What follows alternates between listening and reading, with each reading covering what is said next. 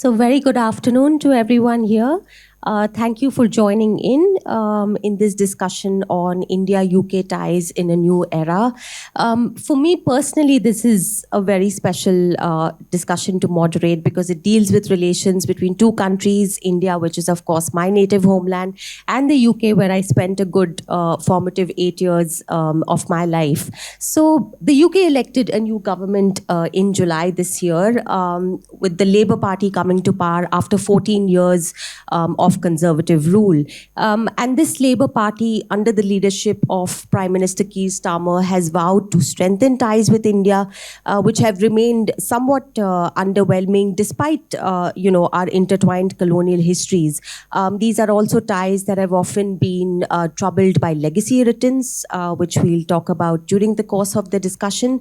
But generally, when you compare India's relationship with the UK to, say, India's ties with other Western partners, such as the United States and France, this, I would say, is a relationship that has been somewhat underperforming. So I'm hoping over the course of the next hour and a half, we'll delve into the various facets of this complicated but very important bilateral relationship. So we have with us a very stellar lineup of speakers. Let me just quickly introduce the panel to you all. We have on the right Ambassador Ruchi Ghanshyam, who's of course been former Indian High Commissioner to the UK. She's also served as former Secretary former Secretary West at the MEA. On the left, I have Professor Gulshan Sachdeva, who is Jean Monnet Chair and Professor at the Center for European Studies at JNU. Joining us virtually from London, we have Dr. Walter Ludwig, who is from the Royal United Services Institute. He's also Senior Lecturer at King's College London. And we have Dr. Kshitij Bajpai, who is Senior Research Fellow with the Asia-Pacific Program at Chatham House, London. So I would like to pose at least 2 rounds of questions to each speaker. So request the speakers to keep their interventions crisp and concise so that we have time to go through 2 rounds, and we also have substantial time for some audience engagement. So without further ado, let me start with you, Ambassador Ghanshyam. There's been this massive change of guard that's taken place in the UK. As I mentioned, you now have the Labour Party in power after 14 years of conservative rule. And the conservative rule was marked by a lot of political turmoil. You had the spectre of Brexit that loomed large over pretty much everything happening in the UK. But now Brexit is finally concluded. The Labour Party has won a huge mandate by the people, so there is some semblance of political stability now in the UK. Yet I would say that Prime Minister Keir Starmer has not had it that easy so far because he's had to deal with violent riots in the UK.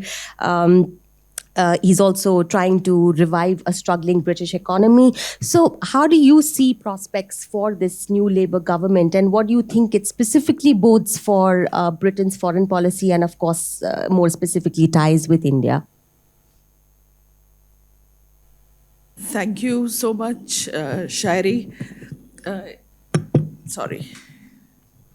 It's a pleasure to be here, and this is my first time at ORF, so let me first say how happy I am to be here, because I had never really come to this little nook of Delhi. So it's good to see everybody here. Now, coming to India, coming to what happened in the UK, Prime Minister Keir Starmer has got a massive majority. I think they got 411 out of 650 seats. And the Conservatives were reduced to, I think, 121 out of the 650, which is almost as good as a performance as during the time of Tony Blair. And perhaps, in a way, it's a reversal of the mandate of the previous election, because Labour looks in a very strong position. Now, politically speaking, I think UK Prime Minister is going to remain on a strong wicket, because the right of centre vote seems to be splintered. We have, on the one hand, the Conservative Party, which is, still, I think, searching for a new avatar in the coming days and months. Then we have the Reform Party of Nigel Farage, and then of course there's all as always the Liberal Party is also there. Now this division is very difficult to bridge because, as I think everybody would have seen, that within the Conservative Party there is extreme right and there is somewhat more centrist forces, and if that remains splintered, the challenge to the Labour Party is going to be that much more difficult for the Conservatives or for the right of centre forces. The challenge to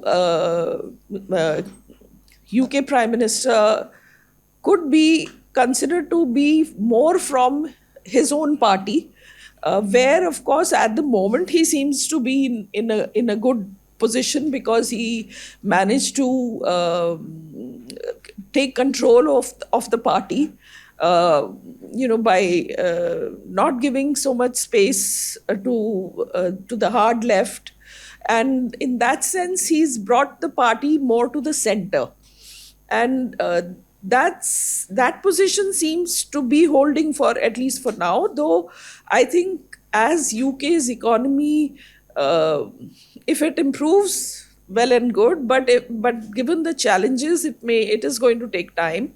And as the economic challenges remain or mount, if the economic situation does not change substantially, I think the challenges will start to appear from within the left, from within the Labour Party itself. So I think that is, but for now he seems to be well in control of the party, and also well in control in terms of stability, to be able to provide a stable government. When it comes to UK's foreign policy vis-a-vis India, I think it's going to be the effort from both sides would be to improve relations.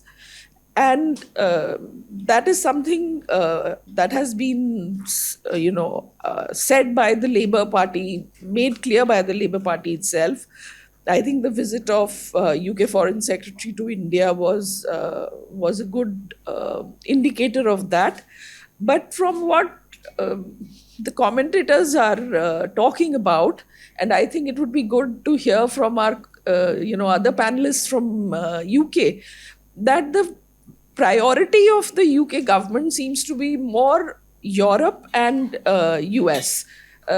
India may not be so much of a priority. The other issue that I think in terms of foreign policy that is interesting is how much committed the Labour government would be to the previous government's approach towards Indo-Pacific, to China, and that all of that will actually then give us an indication of what and how they would be approaching the relationship with India. Of course, as words go, there is there's absolutely no dearth of sentiment, good sentiment being expressed by both sides. But how much this will translate into concrete developments will depend on a lot of these other relationships that one mentioned. Having said that, I don't think there is any reason to doubt that both sides are very seriously committed to improving and taking the relationship forward. For setting the stage for our discussion and providing this excellent overview of India-UK ties and also where the Labour Party stands currently. But this allows me to go into some specifics, and let me turn to you, Professor Sachdeva. The FTA, the Free Trade Agreement, has been a key priority for both countries. For the UK, it's been a priority to get this done, especially given its post-Brexit, global policy outlook. outlook. Yet we've seen several self-imposed deadlines come and go. There was, that famous Diwali deadline that was supposed to, but the FTA was supposed to happen in 2022 during Boris Johnson's tenure. Then you had elections in both countries, because of which the FTA was sidelined. But now that elections are, done and dusted in both countries, you have political stability in both countries. The 14th round of negotiations was concluded in March this year. Do you see the finishing line approaching, given that there are still contentions on both sides that need addressal?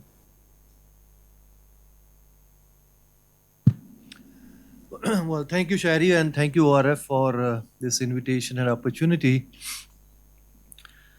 Well, but one thing, as Ambassador Ghansham mentioned,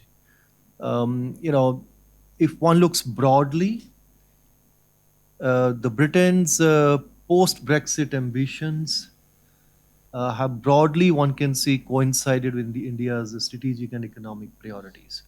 So there is a certain direction which has already been set. And even when, many prime ministers have come and gone in the UK, still, I think the direction is still there. There is a upward trajectory as far as India-UK broader relationship is concerned. And there is a solid institutional setup. This held a comprehensive partnership and all other things, along with this.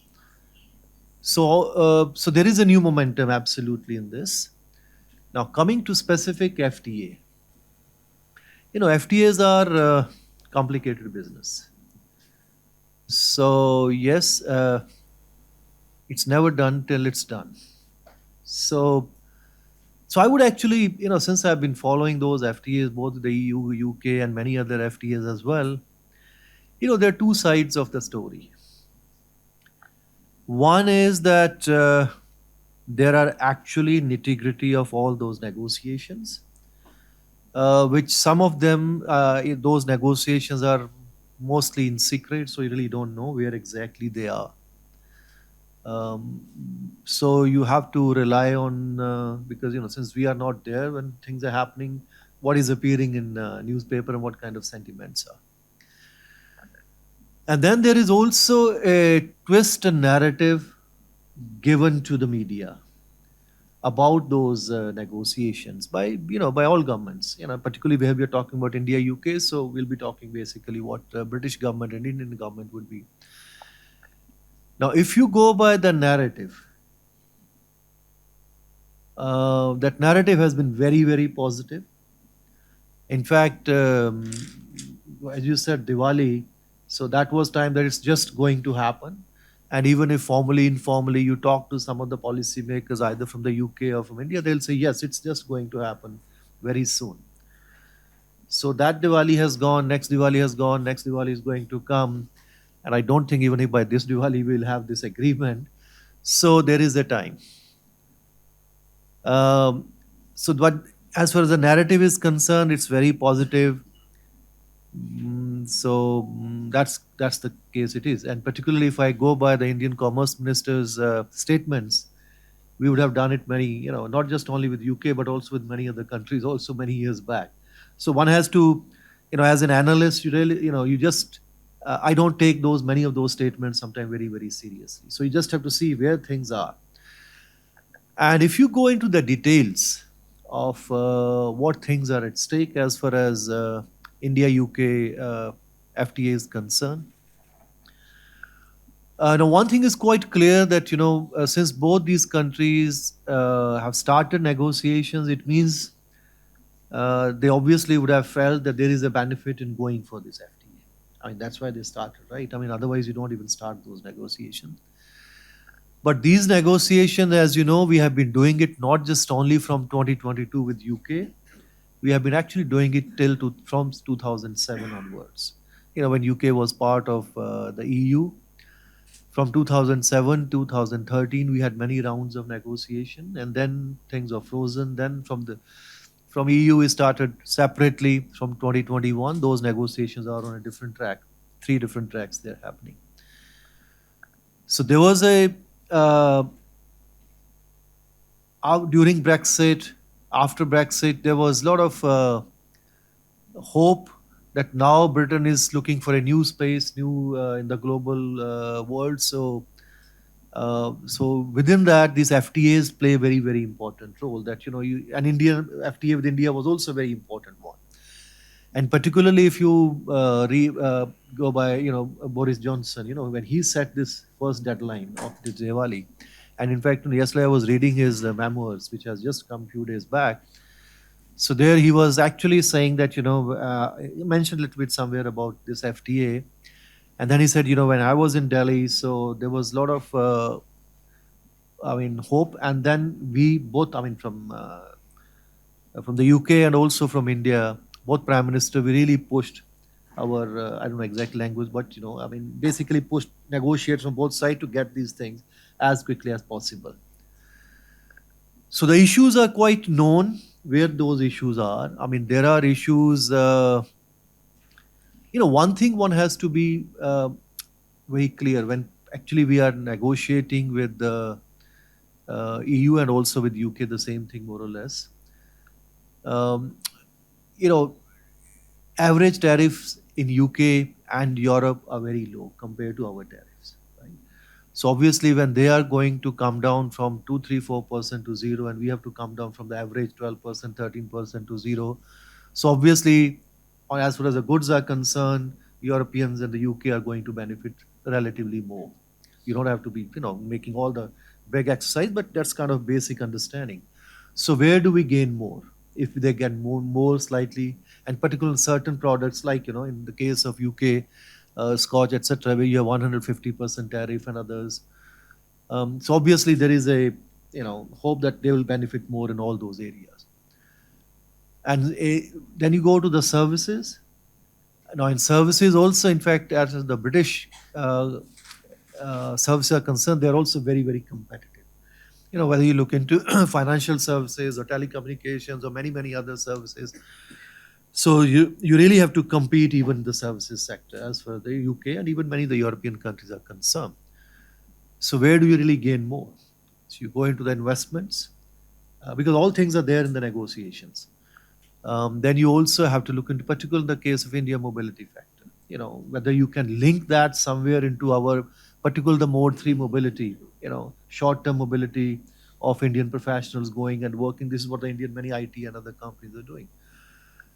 Now, even when we were negotiating with them, with India-EU negotiations, UK had certain reservations about that. In fact, UK was one of the country which was creating problems. And though at that time the problem was less with many other European countries, now there are also problems in the EU as well.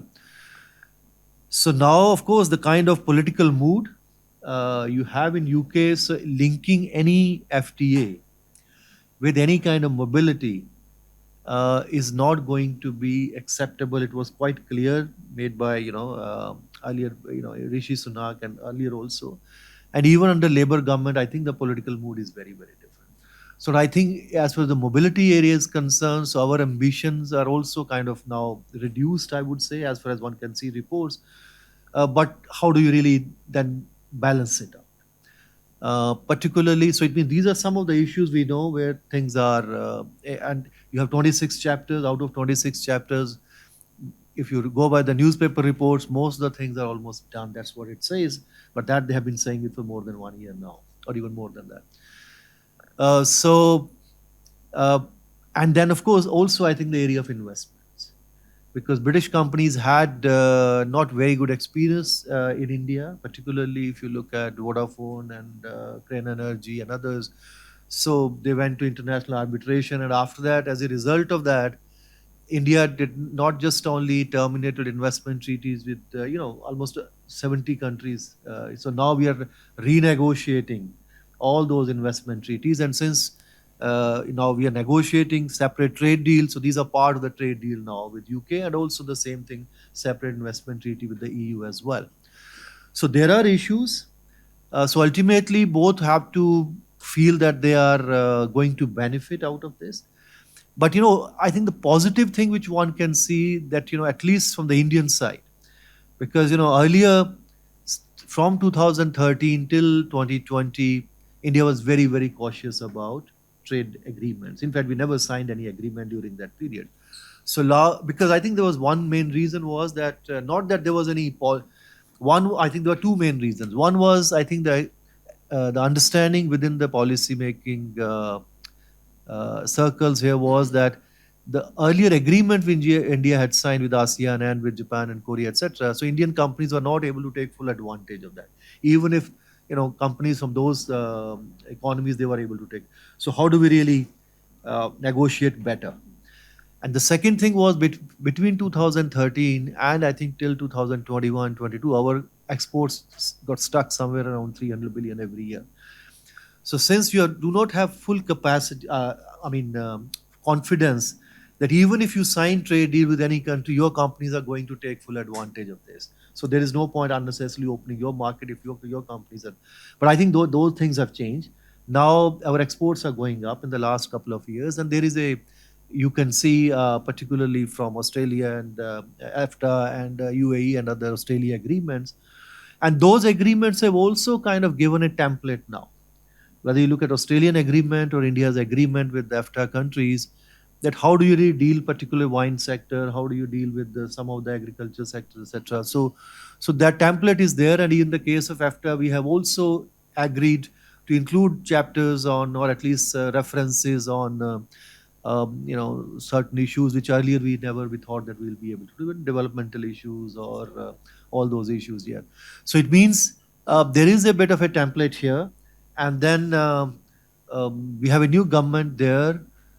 And I think there is a possibility that we'll be able to get there when nobody really able to can give, because I'm not negotiating. I really don't know, but there are strong possibilities that we will be able to get this agreement signed, whether in the next 2 months or next 6 months or 8 months. That timeline is very difficult to say, but there is a possibility that that agreement can happen, and that will be beneficial, I'm sure, to both the countries. And ultimately, when the negotiations are over, there'll be always give and take, and I think, but still, I think they have reached that stage where the final push can be given. But of course, but even when you look at during Boris Johnson's time, and I think there was very clear-cut political push there, then I think later on that push wasn't there, you could see. But then now this new, earlier one could think that under Labour government, there'll be slightly more liberal as far as the mobility sector is concerned. But I'm not very sure whether the way the political mood is now in Europe and also in UK. But I think still there is a strong possibility that we can get this agreement at least in the very foreseeable future, couple of months to 6 months. Thanks, Professor, for that very detailed analysis on the prospects for an FTA. But while we're still on the subject of trade, let's move to the screen. Dr. Bajpai, just after the UK elections in July, you wrote a very interesting piece for Chatham House that was titled, "The UK Needs an India Strategy That Goes Beyond the Trade Deal." What does such a strategy entail, according to you? Thank you. First of all, hello from London, and thank you for the invitation to speak at this event. And apologies, I can't be there in person, but I will be back in the motherland next week, so I may drop by ORF. Yeah, so what I meant by upgrading the UK's India strategy is I think for too long, the UK India relationship is rested on these laurels of the long-standing bonds of a common language or a common legal system, or the so-called, what's referred to as the living bridge of diaspora linkages. And I think as a result, progress has been slower in other areas, such as technology, defense, education, the energy transition, for instance. And even in Europe, it's not the UK, which is India's key strategic partner, it's France. And if anything, I think the relationship has actually regressed over the last few years. So no UK Prime Minister has visited India since 2016. Modi last visited the UK in 2015. We've seen initiatives like the India-UK Roundtable. They were disbanded in 2014. So there have been attempts by the new Labour government to try and correct this. We, of course, saw UK Foreign Secretary David Lammy's visit to India earlier this year, where we saw the unveiling of the Technology Security Initiative, the TSI. But even this was essentially playing catch-up with the initiatives that have been put in place with other countries. So the TSI in some way echoes the ISET, the Initiative on Critical and Emerging Technologies between the US and India, or the Trade and Technology Council between the EU and India. So what I think is required is that the UK really needs to learn from the best practices of other countries on their relations with India. And in particular, I think the US stands out. So if we compare the UK-India relationship to the US-India relationship, we can see that US-India relations have really gone from strength to strength over the last 3 decades. And I think part of this is the reason for this is that both countries view their relationship through a strategic lens, which has helped to ensure a degree of bipartisan consensus in Washington, D.C. It's allowed for sustained, interagency coordination and momentum and senior level interactions. So I think what is needed is that both countries really need to reframe their relationship in terms of their broader foreign policy priorities. So whether it be India's engagement with the global South, or the UK's Indo-Pacific tilt, or both countries' relations with third parties, so the relations with Russia or the US or China. I frankly find it surprising that there isn't a trilateral dialogue between the UK, US, and India on developments in the Indo-Pacific, for example. And I think, just to, keep my remarks short, I think External Affairs Minister Jaishankar, he really said it best when he made a speech last year. He was in the UK for a Diwali reception. He referred to the unrealized potential in the UK-India relationship and the need to explore for new convergences. But let me stop there. Obviously, we can elaborate on this in the discussion in the Q&A. Thank you. Maybe we can, as a next step, ideate India, US, UK trilateral. That would be quite interesting. But let me move to Dr. Ludwig. So we've seen this British pivot to the Indo-Pacific that was originally ideated by the Tories in the form of their integrated review document, which was then, you had a refreshed version of the document, which again reinforced this Indo-Pacific tilt. We've seen several actions of the British government that again are evidence of this tilt. The UK is now a dialogue partner of ASEAN. It's part of arrangements like the AUKUS and the GCAP. For India as well, of course, stability and rules-based order in the Indo-Pacific is very important, especially as a consequence of China's growing economic and military might in the region. And the way for India to achieve this stability is through collaboration with partners like the UK. But we've seen mixed signals coming from Labour on whether they would continue this Indo-Pacific tilt. There are also questions about the UK's resources, be it financial or military resources, to continue this tilt and to be prevalent in two simultaneous theaters, the Euro-Atlantic and the Indo-Pacific. So do you believe that the Indo-Pacific tilt is here to stay under a Labour government, and how do you see India-UK cooperation in this context? Well, I'll start by joining my fellow panelists, thanking you and thanking ORF for this opportunity. It's a fantastic question. I think the first thing we should really recognize is that the integrated review and the refresh were really whole of government strategy setting processes, right? So this went far beyond just the Foreign Office, just the MOD, and in such it is quite sticky. I do think that the tilt will remain. As Madam Ambassador has pointed out, Labour's sort of natural predilections are more Europe-focused, more Atlanticist. I think they are a bit more concerned about Europe than the Conservatives had been, in part a desire to restore ties that have been damaged by Brexit. And I think there are real fiscal concerns within the UK about what the Treasury can afford that cause questions to be raised. Now, in terms of the sort of mixed messages that Labour is sending out, I do think we need to be a bit charitable and a bit patient with them. As has already been noted, this is a party that has been out of power for 14 years. I was asked to do some briefings for shadow cabinet ministers. I'm sure Chichich did something similar in the lead up to the election. And what was interesting to me is how forthright they were and their staffs were about the fact that in Parliament, there were two foreign policy issues that everybody was paying attention to: Ukraine and Gaza. and that they knew very little about any other parts of the world or anything else going on. So there is going to be a learning curve here. But the fact of the matter is the Indo-Pacific's economic and strategic importance to the UK is too significant to ignore. And the fact of the matter is, as you mentioned, Labour has already committed to continuing and delivering on a number of the key, at least security-related aspects of the Indo-Pacific tilt. So AUKUS is going forward. The Global Combat Air Program is going forward. The Carrier Strike Group deployment in 2025 is going forward. And also importantly, Labour has largely embraced the conservative view of China as a strategic challenge and a threat to UK interests, right? There'll be differences in the way this is carried out. I mean, we can easily imagine a stronger emphasis on human rights issues. Whether Labour will follow through on promises to declare the treatment of Uyghurs a genocide is yet to be seen. But I think we're going to see significant continuities in terms of UK-China policy from what has come before.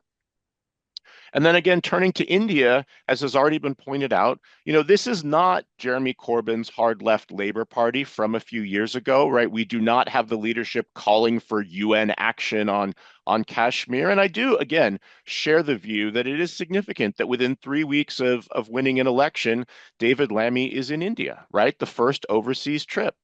India is key player for the UK in the Indo-Pacific. India's growing in economic strategic importance has aligned well with British interests. So I think there will be a desire to continue to pursue ties. Again, the menu of areas of collaboration may alter to an extent. So beyond trade and technology cooperation, I think climate mitigation, educational exchanges, renewable energy are all areas where we could see cooperation. Also, the Labour government's interest in sort of increasing or strengthening the UK's developmental role and engagement with the global South might create new opportunities for joint collaboration on sort of sustainable development, healthcare in the Indo-Pacific. Well, we do need to recognize that, as with any sort of change of party, there will be some chaos. I think there certainly is amongst all of the Labour MPs. There are some what we might recognize as unreconstructed old school Labour types who will bang on about things like Kashmir. And certainly there are a number of Labour-held constituencies, largely in the vicinity of places like Bradford, where a sizable percentage of the population originally came from Mirpur, and those MPs will reflect the views of their constituents, but that's not the view of the government. So, they'll be noisy and they'll probably have more opportunities to make noise than they might have under a Tory-led government. But that doesn't represent or reflect kind of the official views. And then I would just conclude by saying, the other thing that makes me sort of optimistic is, at least for the time being, there is an absolutely fantastic and capable High Commissioner in London in the form of Vikram Doraiswamy, who has done some fantastic work building on his predecessors. And so I think he has the ability to really forge a great relationship with the new government. You, Dr. Ludwig. Ambassador, if I can turn back to you, I want to pick up on what Dr. Ludwig said, and he mentioned the Labour Party of Jeremy Corbyn, which had a much more hard left stance. And India has had this tension with the Labour Party under the previous leadership. There was the tendency to raise issues that were sensitive to India, issues of Kashmir. They also wanted to pass a resolution on this issue. But the current Labour Party under Prime Minister Keir Starmer is a more pragmatic Labour Party. It's a more revamped Labour Party. And you said in your opening remarks that this is a more centrist Labour Party. So we might have less of these, irritants troubling the relationship. But still, how do you see this going forward, given that there will be challenges, internal challenges that the Labour Party will face in balancing its various constituencies? Dr. Ludwig mentioned Bradford and the fact that there's a sizable population from Kashmir over there. How do you see this panning out? Do you see less of these irritants cropping up now? Thank you. It's been a really interesting discussion so far. I think Dr. Sachdeva and Kshitij and Dr. Ludwig, everybody has made some very valid points, and I agree with what was just said by Dr. Ludwig. It is a centrist Labour, there is no doubt about it. In fact, Jeremy Corbyn is out of the Labour Party, though he has won from Islington as an independent MP. And to the best of my understanding, Sir Keir Starmer is well in control of his party. Now, will there be noise? Of course, there will always be noise. It's a very robust democracy, 650 members in the House. And as mentioned by Dr. Ludwig, there are large areas which have a very predominant Mirpuri constituency who make very strenuous efforts to prod their representatives to raise these issues in Parliament and otherwise. But having said that, is it true that there was no noise during the rule of the Conservative Party? I don't think so. I was there, in fact, during the time of during the time of at least two Conservative Prime Ministers, and I have handled India-UK relations in the past in Delhi. So I can say that this noise is kind of more or less constant. The changes that I see, which I think are actually indicators for a better time ahead or less noisy time ahead, are a few. One, of course, that it's a more pragmatic, more centrist Labour, a Prime Minister who's well in control of his party, so much so that he has so much majority that he can afford to actually even ride roughshod if it comes to that. And I think everybody in the party would be conscious of that as well. Number three, if you see his cabinet, you see a lot of the people who were in the shadow cabinet of Jeremy Corbyn's time, those who may have been inclined to be more noisy, are not in the cabinet. And there are also regions, the Bradford and that area, where actually the issue of Jammu and Kashmir is probably to some extent overshadowed by the war in Gaza. And to the best of my memory, I could be wrong, but I think there were 4 MPs who were elected because of their differences with the Labour Party on the issue of the Palestine issue. So to an extent, the focus, if not shifted to the Palestine issue within the Labour Party, at least it is divided. So the attention of that region may not exclusively be on what is happening in India or in South Asia, but is also, at least for the foreseeable future, focused much more on the Middle East or West Asia, Middle East.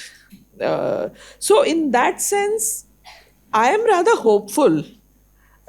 Maybe I'm a very optimistic person by nature, but I am rather hopeful that we will see less of the troublesome times that we have witnessed, let's say in 2019. The kind of resolution that was passed by the Labour Party, I don't think is likely to be the focus of the party. There may be off and on discussions in Parliament or elsewhere, but as has been pointed out, these are, the views of the government on this subject are known. When it comes to the Conservative Party, there is another factor here, that the party which is in power, and the speakers from the UK may correct me if I'm wrong, the party that is in power generally does not raise these kind of controversial or issues that are likely to evoke differences within the ruling party, they are less likely to bring it to parliament. It is the opposition which is much more likely to bring it to parliament. And since the opposition happens to be the Conservative Party and their focus is slightly different from the MPs of the Labour Party, so I think that's another factor which is likely to bring down the noise in terms of these issues vis-a-vis India. Ambassador, I think we can all do with some optimism in these, difficult times that we live in. But coming back to Professor Sachdeva, this topic of the Indo-Pacific, right? Last year, the UK announced the position of a new tech envoy to the Indo-Pacific, given how tech has emerged as a critical frontier for geopolitical competition. But also during David Lammy's visit to India this year, the announcement of the Technology and Security Initiative was the highlight. And I know the initiative is somewhat similar to the EU-India TTC or the US-India ISET. But how do you see this initiative progressing? How do you see, in general, tech collaboration between India and the UK evolving? Well, as far as India, UK, I think broader ties are concerned. For us, trade, investment, technology was always important. I think it will continue to be important. Because if you look at, I've looked at the numbers of all the technical and financial collaborations of Indian companies for the last 20, 25 years. And roughly about, I think, if I remember correctly, about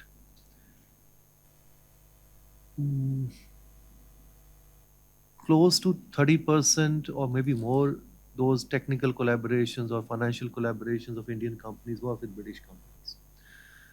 So that's important. But now, of course, the kind of what your TSI now you have, this technology security initiative, this is in a different context. And the context is new geopolitical tensions which are emerging globally, particularly in the context of rising and assertive China. So you can see these kind of, and this, as you can also see, it will also be coordinated by the national security advisors from both the countries. It means it's really, that's why the technology security kind of initiative. And this has been happening with all across the world. All the Western countries, all of the European countries, United States, India, and Japanese, all are kind of concerned now because technology is becoming a very, very important issue. How do you really share technology? With whom do you share technology? How do you build partnerships in technology? Because what is happening is, and particularly, and UK and Europe is also, I think, more concerned, not just only about China to some extent, but also a lot of technology things are also, if you look at all the major technology companies now, most of them are based today in the US or many others also in China now, the new technology areas. So how do you really build partnerships in two ways? One is continue to be relevant in the emerging technologies, particularly in the green technologies and also in the frontier technologies. Because if you look at this TSI between India and the UK, and the areas which they have identified, you have the telecom, the critical minerals, artificial intelligence, biotechnology, semiconductors, etc. So it means, so these are obviously new areas in which technology is very, very important.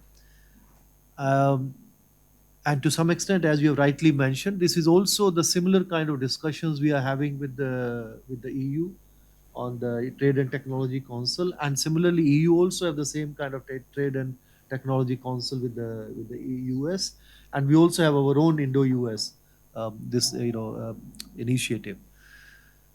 So those discussions are happening, but these are very early days, I would say, because this was just announced, and I'm not sure whether any formal meeting also of any of those things have taken so far. On the Trade and Technology Council with the EU, we had 2 meetings, certain working groups we had, and with the US, the EU is doing for the last 2 years. They have, it's much more extensive than our one. These are the areas, but I think one is that UK and Europe, I think to some extent I'm putting them together because there are some of the issues are common there.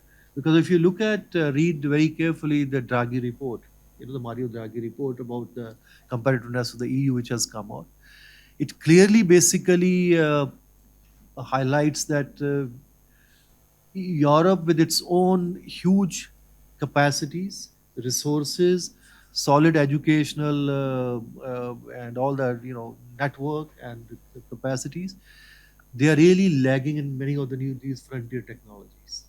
If you look at artificial intelligence, you have basically major things which are happening in the US or in China. So they are really trying to, and if you look at all the unicorns, the new technologies, and out of, I don't remember the numbers for which was written in that Draghi report, and I think out of top 20 unicorn in the Europe, they have only 2 or 3 or something. The rest of them are only in the US or some of them are in China. So they are all worried. One is about China, and second thing also even losing this competition to the US as well. So, and certainly if the UK has also identified, because UK is also in the similar game, because the many of the, if you look at, say, for example, automobile industry, everybody knows that after 15 years, 10 years, automobile industry, the scenario is going to be very, very different. After 2030. So who is going to be the leader? Today, many of the Europeans, German, French, and other British, they are kind of leaders in those automobiles. Who is going to be the leader in the, the electric vehicles? The China is already, and particularly in all the other vehicles.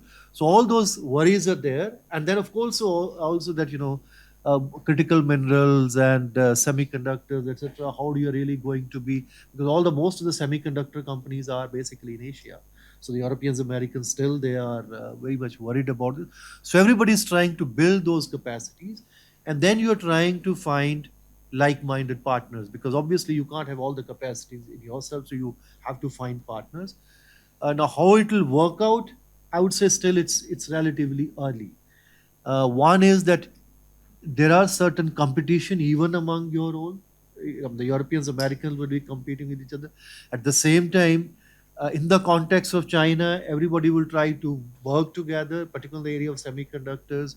So it will work in very, very different ways. One is how do you really build your own capacities individually and with partnering. Like, during COVID, we saw that, India and UK work together in certain areas. And in particular, the green technology, we are still working. And I think Mr. Ludwig was also mentioning about this whole developmental initiatives in which, all the triangular cooperation projects which we have been working with UK in many of the countries, and green technologies or renewables, etc., are one of the major areas in which we will be working with them.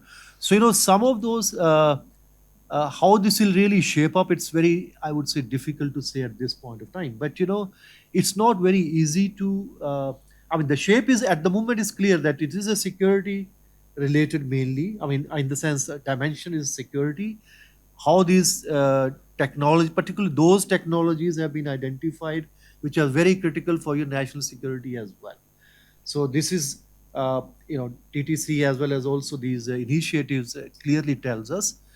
But the problem here is that, most of these technologies are not really controlled by the governments. You see, so here also, if you look at even in this initiative, you are looking in the private sector, you're also looking into the whole academic institutions and the governments. How do they really work together? Because ultimately, most of the companies are private, and the fundamental research which is being done is done in the academic institutions, the universities, or the other, institutions. So how do you really coordinate all of them, particularly keep, and at the moment they may or may not be working together, because it's not just only a work, setting up a working group of, 2 ministries here and 1 ministry in the UK and 1 ministry here or with the US. So here you have to mobilize, and everybody has their own priorities. Now, academic institutions will have their own priorities, private sector will have its own priorities, government will have its own priorities. How do you really channel all these priorities into one direction? And how do you really work together? It's not an easy thing to do. I mean, you may say that it's relatively easy, that these are critical technologies. Like if you look at artificial intelligence. Now, I'm not really expert on artificial intelligence. Whatever I learned from those people who know about this, the basic research on where it's being done. Of course, in every country, some of the security establishments of the military side, they're also doing certain research, but the basic fundamental research of this is being done in the universities in the US and also in China. These are two really major players, and of course in some centers in the UK as well and others. Still, we have to find out in India where exactly this is happening. um, uh, in some of the government institutions happening, but not really at the, I would say, education institutions. So this is the area in which a lot of things need to happen and a lot of coordination need to happen. But only good thing one can see there that this only countries are becoming aware of this.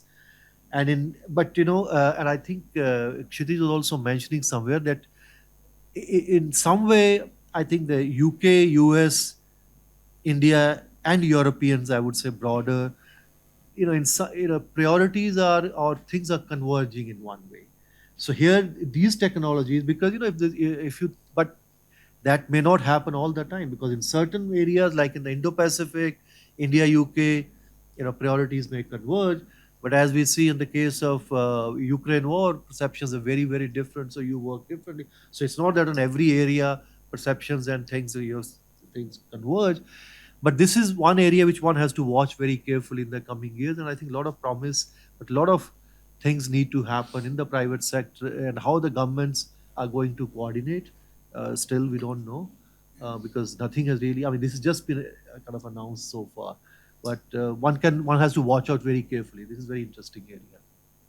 But I think it's also interesting that unlike the ISET with the US, the TSI does not look at defense innovation in defense technologies at all, right? It's very difficult to say which is defense. Yeah, that's true. Yeah, but let me come back to you, Dr. Ludwig, on this question of defense. In January this year, Indian Defense Minister Rajnath Singh visited the UK. And this was a visit that came after a good 22 years.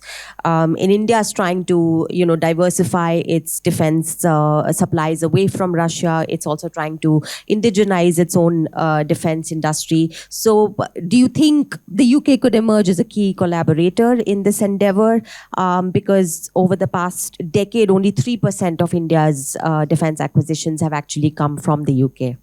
So I think first we have to recognize that there is a path dependence to military hardware, which means that Russia is going to be a leading defense partner for India for a long time to come, right? That relationship may draw down, but it will be only very slowly. But that being said, yes, I do think the UK has at least the potential to assist and support India in becoming more self-reliant in the defense space. And that's because the UK does have expertise in some critical capabilities and enabling technologies that both India wishes to develop, and the UK is expressed a willingness to share or to help in the co-development. So, I mean, we've already seen agreements on naval propulsion. So, helping the Indian Navy integrate advanced electrical propulsion into future warships. Jet engines, of course, are another one that gets a lot of attention these days. The UK is one of a small number of countries in the world that can really build high-performance fighter jet engines. And alongside France and the US has sort of offered co-development with Indian companies, and something that would really give a shot in the arm to the Indian aerospace sector. And then you can imagine other areas of capability and shared interests: cyber defense, underwater warfare systems, air defense systems, and space. So, this, from an Indian perspective, allows a process of sort of learning and acquiring these advanced technologies, which would support kind of Make in India endeavors. And I think a recognition too that, when we talk tech transfer, sometimes people assume that it's just something, someone hands you on a silver platter and you just go off and you do it. Whereas it's a long-term process of working and learning and building up all the ancillary and supportive technologies. So it is a collaborative endeavor. And it's something that the UK signaled its interest in doing because it wants to deepen a partnership with India as a key Indo-Pacific power. Potentially, it's a different economic model than the traditional one of simply selling hardware, but it does potentially open up opportunities with what is kind of one of the world's largest defense markets. I take the caution on assuming that interests are shared universally, but certainly with respect to the Indo-Pacific, both the UK and India, want to see a free and open and secure Indo-Pacific region. So this kind of collaboration and cooperation does mutually support that. Now, this is not to say that these endeavors are without challenges, and has already been pointed out, one of the particular challenges with the UK, as with the US, is that key intellectual property sits with private companies, right? The government does not necessarily have the ability to direct these firms to sort of share or transfer. I think historically, one of the many reasons why India has done more with Russia and done more with France is that in those countries, the governments have a much bigger say and are more closely intertwined into the leading defense firms. And I think the Indian system is more comfortable with that kind of relationship than it is in dealing necessarily with private sector actors. But we are seeing those new models of collaboration moving forward. I think there's also, and I'm pleased it hasn't come up so far, but there's often this notion of a trust deficit that occurs between the UK and India, and which side lacks the trust or what causes it is never 100% clear, but this does sort of kick around in the background. So it's not to say that it's completely smooth sailing, but I think the willingness to collaborate, the convergence of strategic interests suggests that there is real fertile ground for deepening ties in a way that facilitates India's goal of improving self-reliance. Dr. Bajpai, a final question for you before I open it up to the floor. I want to ask you about China, because no discussion these days is complete without the mention of China. But, the UK under the Conservatives struggled to formulate a coherent policy towards China. You had, the golden era of UK-China relations under David Cameron's tenure. Then you had the more hawkish approach of Boris Johnson. And then you had Rishi Sunak, who went so far as to refer to China as the UK's greatest economic threat. And then the IR refresh labeled China as an epoch-defining and systemic challenge. And these developments over the years have somewhat helped to bridge the differences between the UK and India on their China outlooks. And I believe the Labour Party is due to also conduct an audit of the UK-China relationship. So given your work on Sino-Indian relations, I know you do some work on this as well. Do you see potential for India and the UK to manage risks related to China, to perhaps coordinate some policy when it comes to China? Yeah, thank you for that question. So, I mean, going back to my earlier remarks, as I mentioned, that the strength of the U.S.-India relationship, I think, as I said, rests in large part on this ability to frame the relationship in strategic terms. And I think a key part of that is that Washington has, rightly or wrongly, seen India through the prism of the U.S.-China rivalry, seen it as a potential bulwark against the rise of China. I think this thinking has so far been lacking in the India-UK relationship. I think the Westminster has maintained a relatively siloed approach in the way it sees China and India, not as completely mutually exclusive relationships, but to a degree. I think this has been corrected to a degree with the UK's Indo-Pacific tilt and the push towards reaching a comprehensive strategic partnership with India. So in theory, I think, a more confrontational UK-China relationship would raise the value of India as an alternative market, source of investment, defense, technology, strategic partner. But I think there are several challenges. So I think on the Indian side, obviously, given its long-standing commitment to strategic autonomy or multi or omni-alignment in its foreign policy, there are limits on the degree of alignment between India's China policy and the UK's China policy. There are potential, obviously, areas of convergence, I think, particularly through multilateral forums. So we could envision the UK joining some sort of Quad Plus initiative, or India, for instance, collaborating with the AUKUS or Five Eyes framework. But I think there's also problems on the UK side. I think it's still somewhat unclear on where it stands on China. In the US, you have a strong bipartisan consensus on viewing China as a long-term strategic rival. It's seen as a peer competitor, and the US objective is to maintain primacy over China, from the military to the economic domains in areas of critical and emerging technology. On the European side, the China challenge is viewed as differently. It has a more nuanced position. It doesn't see it as a peer competitor. It's not about maintaining primacy.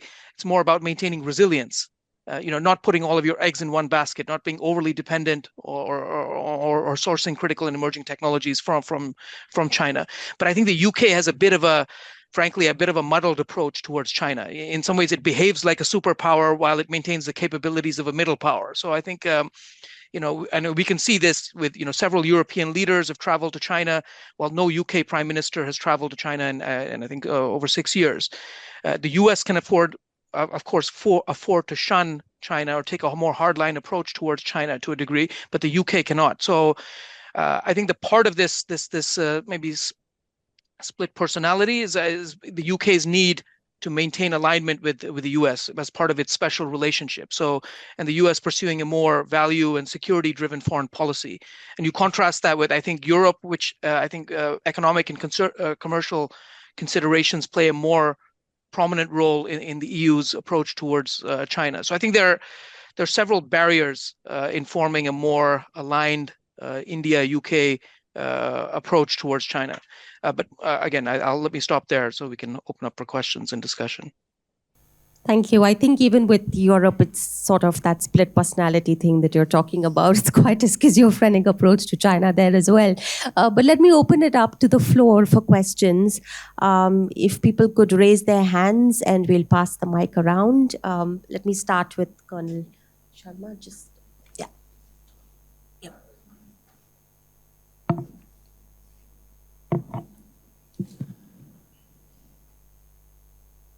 Good evening. I am Colonel Vidur Sharma.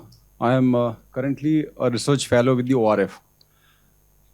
I've got a little comment on the issue which Mr. Walter raised about the trust deficit, and he's saying that nobody knows that the problem is from which side. So on this issue, I believe some hint has already been given by Mr. Kshitij, and I want to go ahead, or I would like to little elaborate on that issue.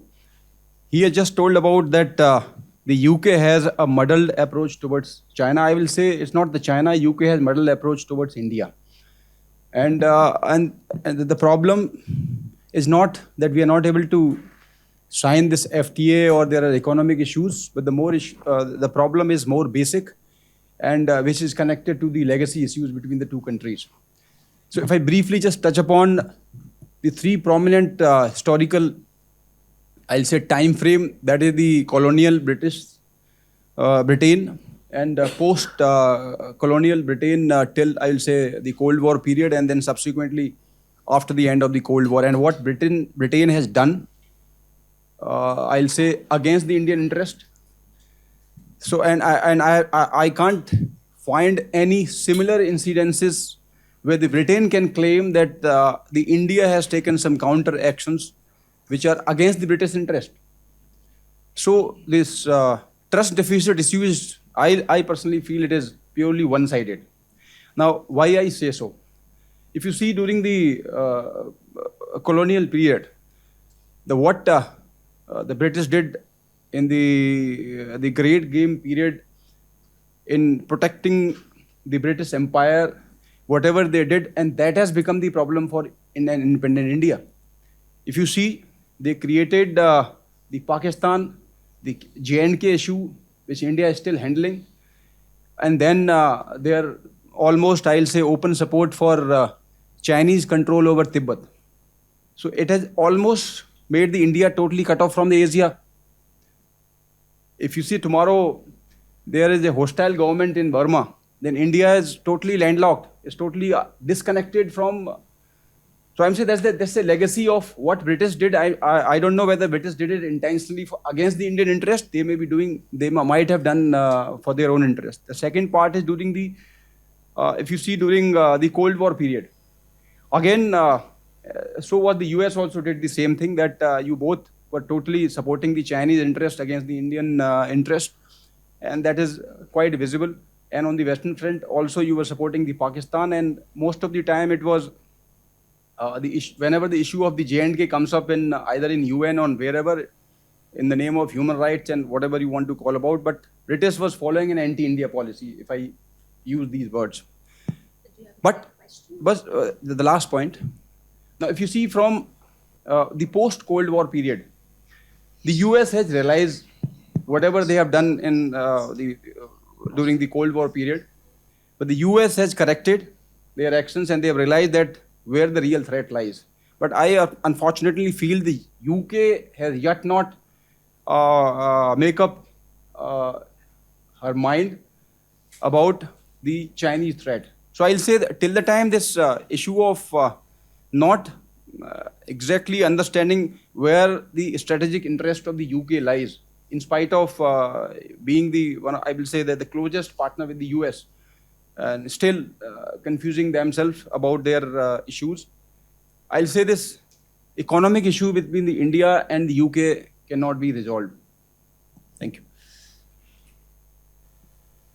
Can I just briefly comment on that? So this is the point I was getting at. So you often get sort of diplomats and government folks who will refer vaguely to trust issues. If the issue, and as you rightly pointed out, the U.S., setting aside the colonial period, you could make the exact same case about the U.S. acting against India's interests throughout the Cold War, yet that relationship has managed to be transcended. So if the issue is about perceptions of UK-China policy, if it's about, unclear about how reliable they would be, should Beijing take X or Y action? That's completely fine, but let's talk about that. Let's put that issue on the table. Instead, it's often just sort of vaguely alluded to, and nobody really wants to get to kind of what the core issues are.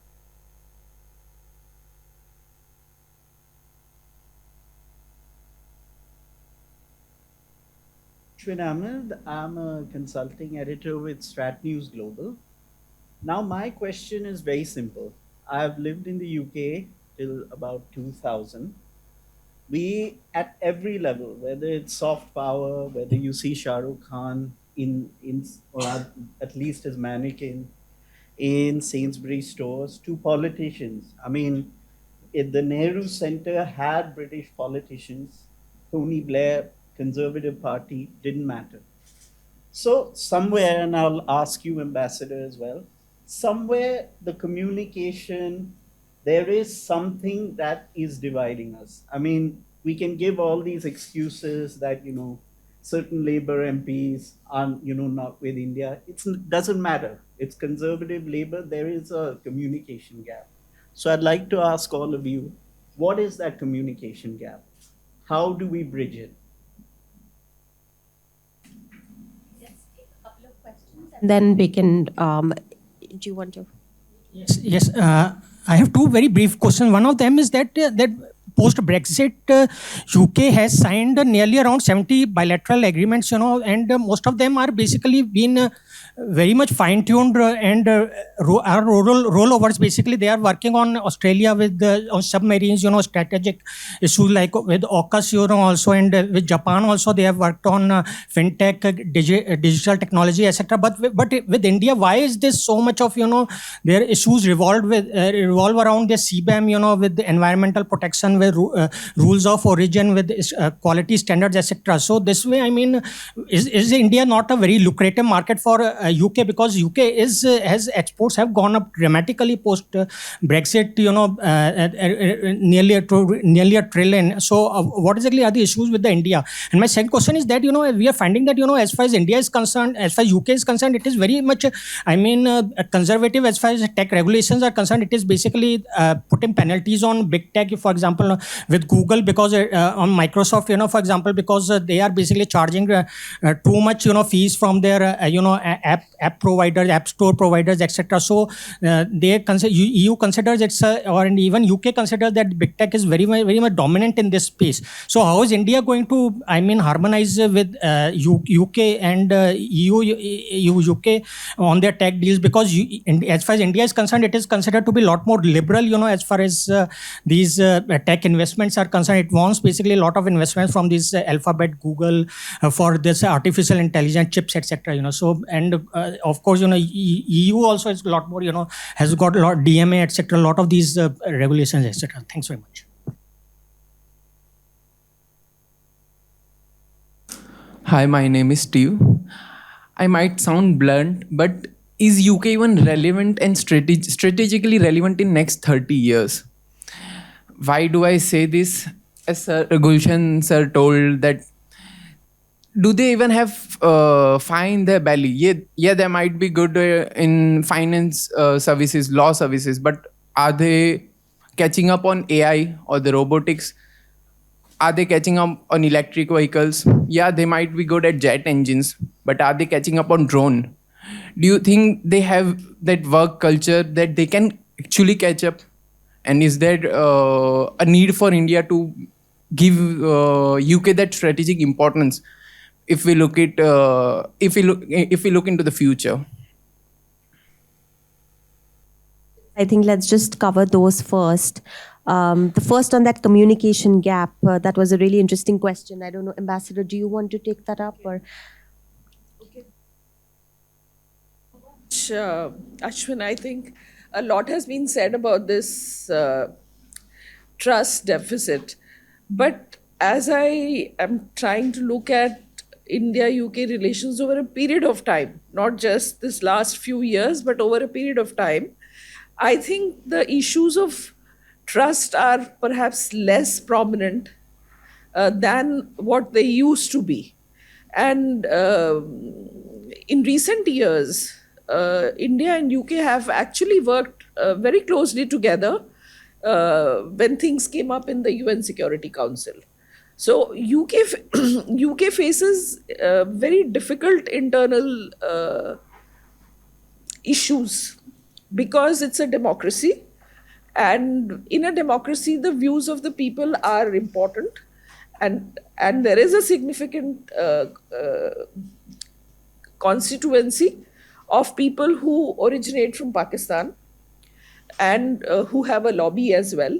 So there is likely to be, and it is to be expected, that there would be pressure, there is a pressure lobby working in a certain direction. But given that, I think in recent years, we have actually managed to do quite well. And I think the communication gap is perhaps not as much of an issue today as it may have been a few years ago. Maybe 15 years ago, is probably things have improved for the better. Now, coming to the issue of whose fault it was that we had a trust deficit in the past or in the present, or I personally feel that, history is something it's good to learn from. And if we have learned the lesson that certain actions create a trust deficit and we have managed to move forward from there, I think that's where we should focus on. you've raised your hand. Do you want to comment? Yeah, just on coming back on this issue of the trust deficit. I mean, obviously there are legacy issues which have been noted, but I think looking ahead, I see several potential fault lines. We have a more assertive and a more confident India today. And I think that creates a situation where India is more prone to being offended to actions which challenge its status and sovereignty. So you can all there's for instance, there's a possibility of a replay of what we saw happen in the India-Canada relationship last year. I mean, the Indian High Commission here in London, the windows are still broken after we saw attacks by pro-Khalistan supporters. And I think in some ways they've been intentionally left broken because as a reminder of the UK government's inability to provide adequate protection to the Indian High Commission. You also see allegations of, the UK has become a hub for absconding Indians. I won't name names, all of us know who we're talking about. So I think, we saw the BJP's party manifesto earlier this year before the election. And one of the points it noted in the manifesto is the return of Bharatiya artifacts as one of its foreign policy priorities. Well, the British Museum is an active crime scene in that context. So you could see, frictions emerge between the UK and India on several fronts. So I don't think it would take much to see an escalation of tensions, even beyond the sort of the historical issues that have already been noted. Thanks. I think, Ambassador, you would also like to make another comment on that. Thank you. Well, that's to respond to the question about the broken window. Because the window was broken when I was there in London. So it was broken while I was inside the High Commission. And let me assure you that we didn't leave it unrepaired, intentionally. I don't know why it's not been repaired. We did raise it with the local authorities. That it is the responsibility of the local authorities to actually provide security, so the damages should have also been made up by them. But I don't think anything came out of it. But it was definitely not our intention to be pointing fingers at the UK government. The question on whether the UK will be strategically relevant 30 years on, I don't know who wants to. I think Professor Sachdeva.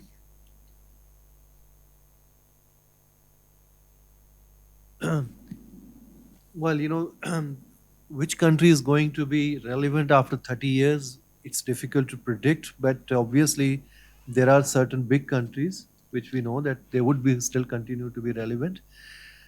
But you said, whether UK is still relevant. I think it's still very relevant.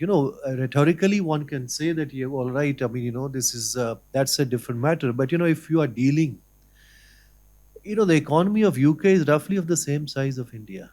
So you can't just ignore. I'm saying, and so it means if you are,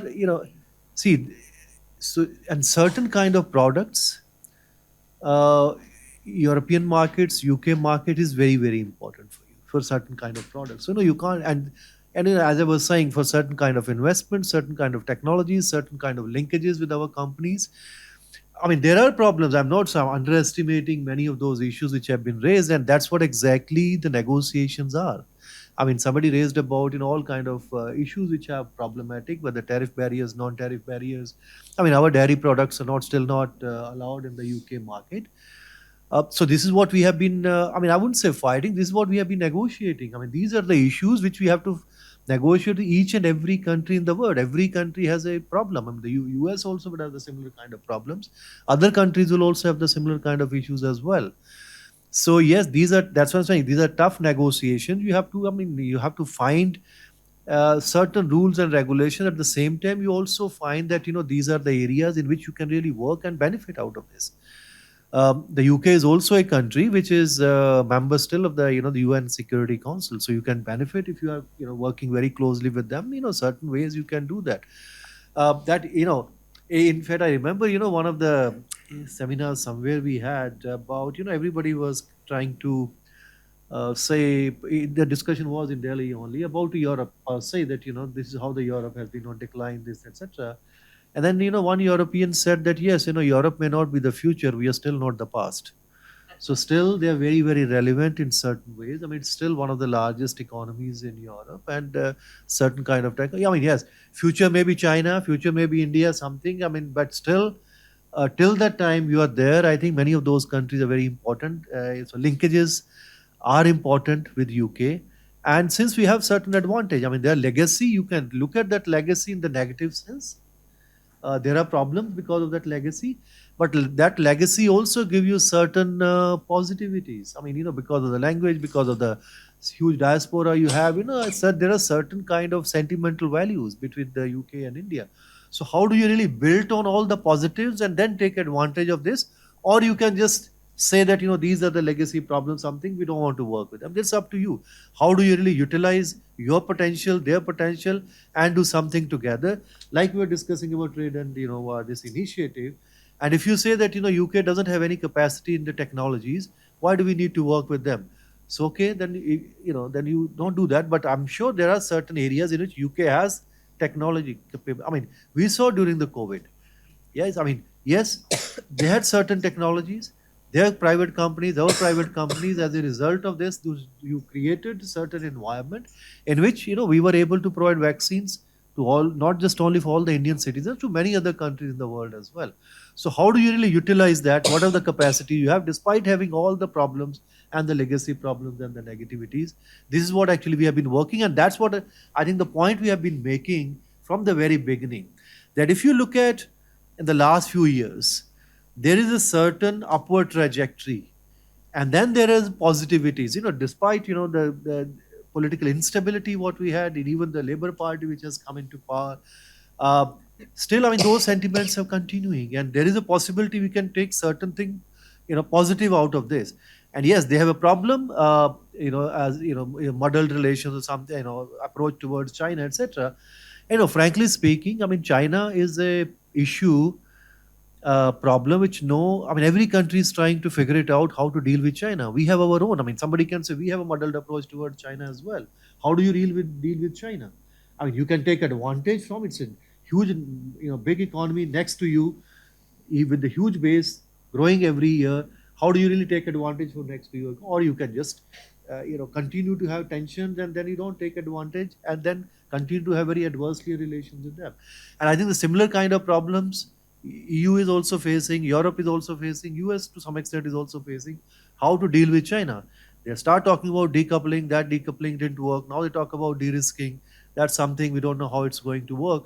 So, in certain ways, this is important. And I think the muddled approach or something what is said, he's right. I mean, to some extent, UK approach when it was working very closely with the European within the EU, or if we work, the European approach is different. But since they work also very closely with the United States, so here it's more hawkish towards China, and they would try to behave like that. But there are certain interests, which political, economic interests you have with China.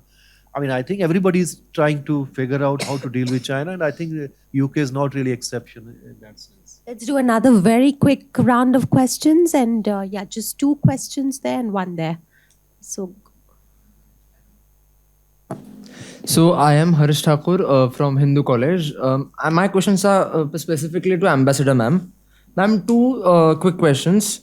Firstly, when the TSI initiative was announced, there were murmurs about a potential future telecom partnership on joint research where the focus would be the open RAN systems. So do you see this coming out anytime in the foreseeable future? That's one. And secondly, where do you see the migration part being?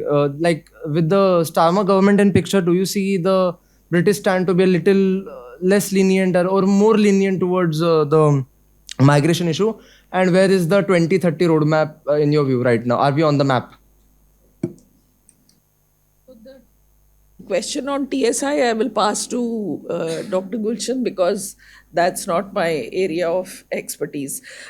The second question you asked is about migration.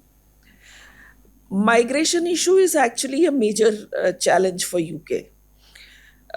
If you see the Brexit, UK has left the European Union.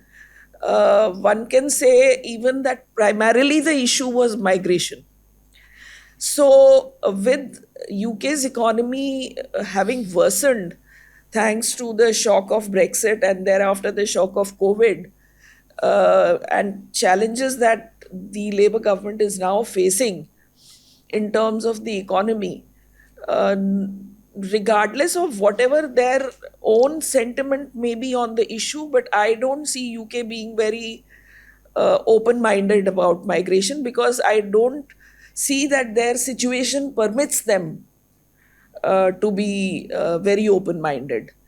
So I think on migration, they will remain, there will be challenges.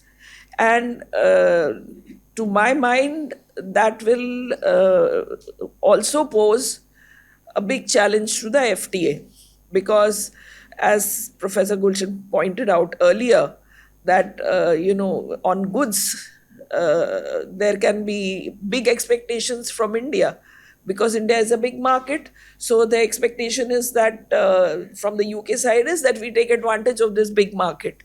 But when it comes to the Indian perspective, the entry of Indian professionals to the UK market, on that UK is unable to give. And of course, on the good side also, India will have challenges to give what the UK expects.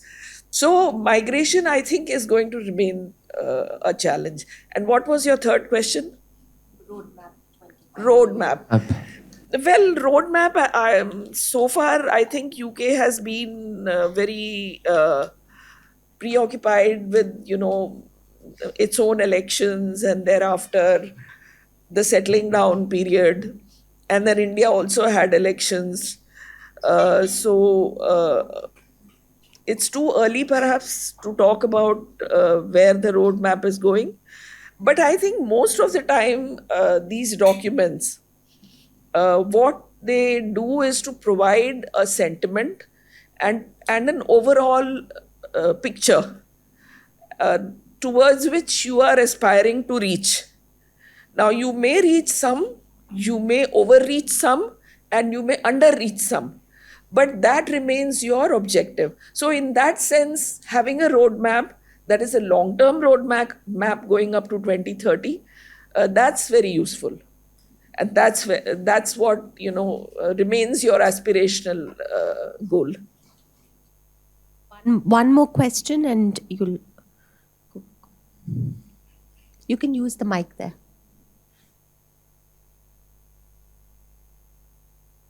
Hi, thank you for the insights. And my question is to Professor Walter. So the thing is, nowadays, for many years, UK has become the shadow of US.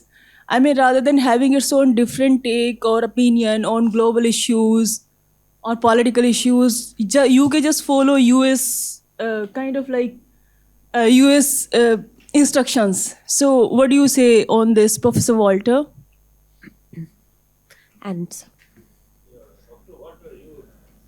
Do you want me to answer this or wait for one more question? just one more question. You can answer them both. That one's for you as well. So Yeah, Dr. Walter, you just touched about the Kashmir issue of human rights, and it has been pending for so many years, and new issue is added to Khalistan.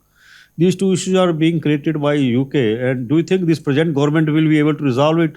And next to it, it is a Vijay Mallya and Nirav Modi. They are in London. Do you think they will be returned back to India? Thank you. and just I think we are Because what he has raised, sir, exactly the same thing I want to comment to you, Professor Sachdeva. You're saying that you forget about the past and you look ahead. When you look ahead, the action has to be taken by both. You can't expect that India takes whatever action you want from the Indian side, but the UK keep following the same policy what they were following in last 70, 80 years.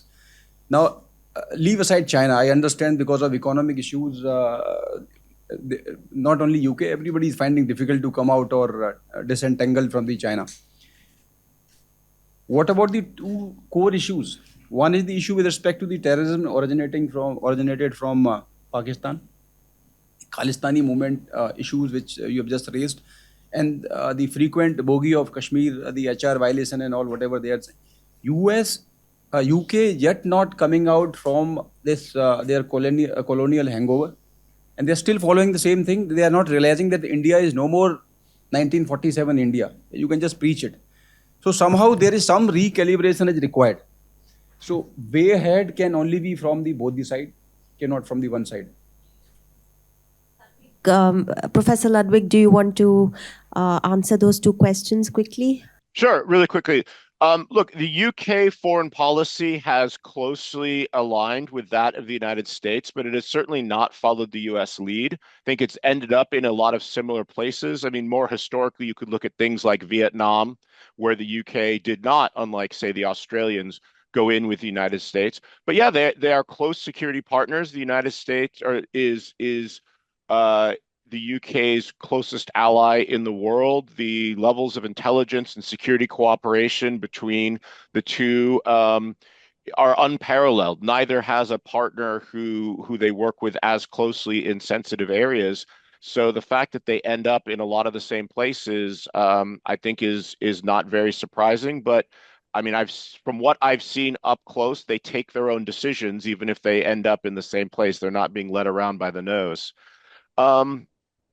On the Khalistani issue, this is clearly a disagreement between the UK, the US, Canada, insofar as where the line is drawn between legitimate free speech and incitement to violence.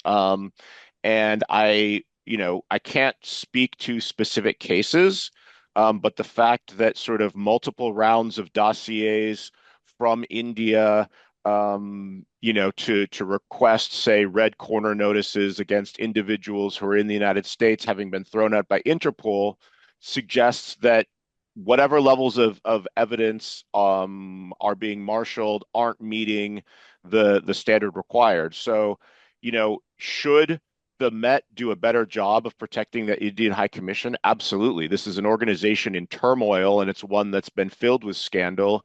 It is not the Met of yore that inspired confidence around the world. They can't even keep, average British people safe on the streets of London from petty crime and theft. But what it takes to be charged with someone as a terrorist and then to be extradited is, I think you'll have to ask a lawyer on that. But I think the accusations, the evidentiary standard, aren't meeting the levels required here, which is where the problems come to the fore. Professor Sachdeva, you wanted to comment on that TSI question, I think. TSI and the migration thing,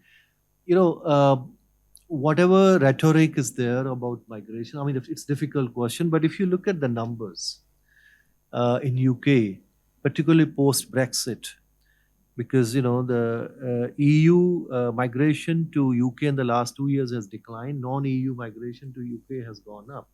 And if you look at the numbers of non-EU migration to UK, Indians' numbers have really gone up in the last 1 year. So it means, whatever is happening in a different way, even if immigration, of course, is a serious problem politically, but numbers of things are going in a different direction. So one has to look those things very carefully. As for the TSI is concerned, and the telecom sector, what you asked, and I was mentioning, I mean, this just have been signed. There is a promise that they'll be doing many things in different areas. How this is going to be done, one has to just see, because they haven't even met, I think, once after signing that. So we'll have to see how things, but there is a promise that they will be doing certain things. That's only I can say at this. Thank you. I think we've run out of time. I think it's been a very rich and engaging discussion. I would like to thank our speakers, Ambassador Ghanshyam, Professor Sachdeva, and Dr. Ludwig and Dr. Bajpai for joining in. Who knows, maybe next time we meet, we will have a concluded FTA. I'm being optimistic, but no harm in being optimistic. But thank you so much for joining in. For our guests here, we have coffee and snacks in the lounge, so do join us there. Thank you.